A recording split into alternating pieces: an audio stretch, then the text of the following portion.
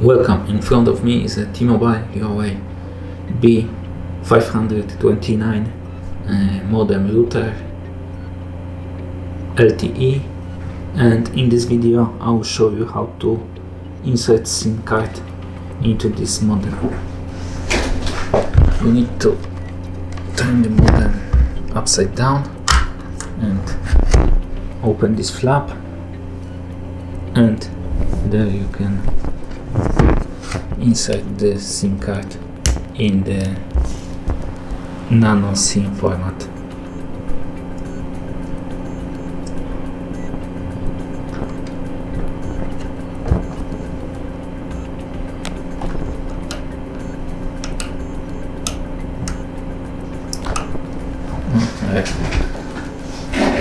And now